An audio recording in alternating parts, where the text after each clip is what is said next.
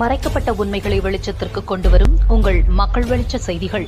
கள்ளக்குறிச்சி மாவட்டம் ரிஷிவந்தியம் அருகே லிப்ட் கேட்டு சென்ற பள்ளி மாணவனை காப்புக்காட்டுக்கு அழைத்து சென்று பாலியல் சீண்டலில் ஈடுபட்ட நபர் போஸ்கோ சட்டத்தின் கீழ் கைது. கள்ளக்குறிச்சி மாவட்டம் ரிஷிவந்தியம் காவல் நிலைய எல்லைக்கு உட்பட்ட கிராமத்தை சேர்ந்த 14 வயது பள்ளி சிறுவன் ஒருவன் பள்ளி முடித்துவிட்டு சொந்த ஊருக்கு செல்ல பேருந்துக்காக காத்திருந்துள்ளார்.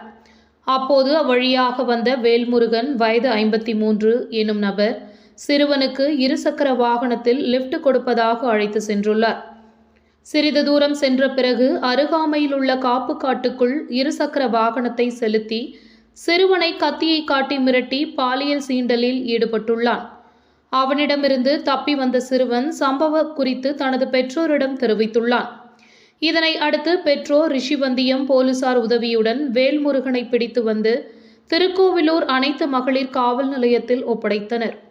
பின்னர் சம்பவம் குறித்து சிறுவனின் பெற்றோர் அளித்த புகாரின் பேரில் அனைத்து மகளிர் போலீசார் வழக்கு பதிவு செய்து வேலுமணி போஸ்கோ சட்டத்தின் கீழ் கைது செய்து சிறையில் அடைத்தனர்.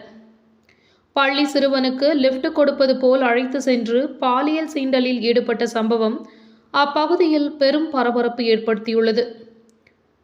செய்திகளுக்காக கள்ளக்குறிச்சி மாவட்ட மக்கள் வெளிச்சம் செய்தியாளர் முருகன். நன்றி.